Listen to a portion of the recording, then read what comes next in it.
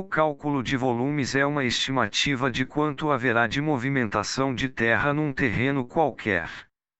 Dependendo do nível de platô escolhido, teremos um volume maior de corte ou um volume maior de aterro.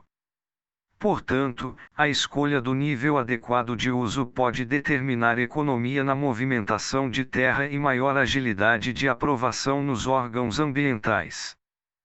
Entretanto, calcular o volume exato de terra a ser movimentado é muito complexo num terreno que muda de forma a cada metro de distância. Existem maneiras de se fazer os cálculos com pouca diferença de volume e que facilita a vida de quem quer fazer estudos de corte e aterro. Primeiramente, tomemos como exemplo um volume qualquer que tenha a face de cima e a face de baixo paralelas. Esta é uma condição para o cálculo correto, tem que ter duas faces paralelas. A altura total do volume é de 10 metros. Sabendo-se que a face de cima tem 65,86 metros quadrados e a face de baixo tem 19,1 metros quadrados, como calcularíamos este volume? Sendo as faces desiguais, precisamos regularizar esta situação tornando o objeto mais simples de calcular. Então, utilizaremos uma área média entre as duas faces, 65,86 metros quadrados mais 19,1 metros quadrados, dividido por 2, o que resulta em 42,48 metros quadrados. Multiplicando por 10 metros de altura obtemos 424,8 metros cúbicos.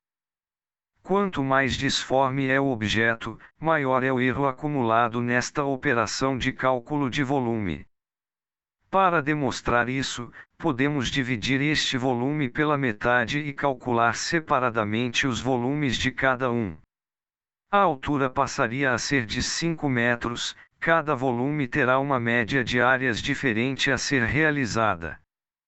Assim, somando-se o resultado dos dois volumes, teríamos 433,92 metros cúbicos no total. É perceptível a melhoria da precisão. Ao cortarmos o mesmo volume em 4 pedaços de 2,5 metros de altura, a precisão aumenta mais e passa a somar 436,28 metros cúbicos. Fazendo a divisão em mais pedaços, desta vez em 8 pedaços de 1,25 metros de altura, obteremos 436,79 metros cúbicos. Agora viria a pergunta: qual a precisão que preciso ter para calcular um volume? A resposta dependeria da escala de trabalho do desenho. Por exemplo, se tivesse que transportar com um caminhão todo este volume, quantas viagens eu teria que pagar? Sim, o pagamento de transporte de volume de terra é por viagem e não por volume.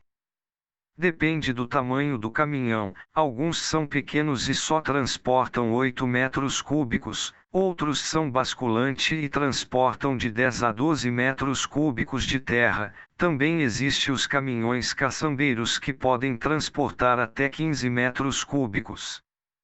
Depende do tipo de terra. Quanto mais argilosa, mais incorpora água. O tipo de terra desmanchada do solo original acarreta um aumento de volume onde usualmente adota-se 1,3 vezes o tamanho original, mas pode chegar a aumentar muito mais, dependendo do tipo. Então, no mínimo, pensaríamos em 436,79 metros cúbicos vezes 1,3, o que daria 567,8 metros cúbicos de terra não compactada. Se a diferença de cálculos não multiplicar a quantidade de caminhões orçados, o resultado não vai impactar o orçamento de sua obra. Mas, quando fazemos movimentação de terra, o volume não teria as faces paralelas. Qual seria a maneira de contornar este problema? Simples. Utilizaríamos de cortes paralelos do perfil do terreno de modo a demonstrar onde haveria a movimentação de terra. Vejamos outro exemplo a seguir. Esta é uma representação de um terreno por hipossometria com a altura de 13 metros de diferença do ponto mais baixo ao ponto mais alto. A altura média deve estar próxima da faixa vermelha que ocorre entre 6 e 7 metros de altura. Para se implantar um edifício neste terreno não é possível simplesmente colocá-lo no terreno. Ele ficaria totalmente inclinado, sem prumo e as estruturas mais complexas que o normal. Além disso, a utilização de andares ficaria prejudicada por gerar lajes curtas ou inclinadas. Precisaríamos, então, criar um platô que assegurasse uma área plana onde o edifício pudesse ser implantado de forma regular e com menos custo. A criação deste platô dependeria da melhor movimentação de terra para que, numa situação ideal, não sobre nem falte terra. Assim, a aprovação do projeto pelos órgãos de meio ambiente, seja em âmbito municipal, estadual ou federal, se torna mais fácil. Se planejamos a implantação do edifício no terreno e localizamos onde será necessária a movimentação de terra, teremos um corte realizado que criará terra suficiente para um aterro.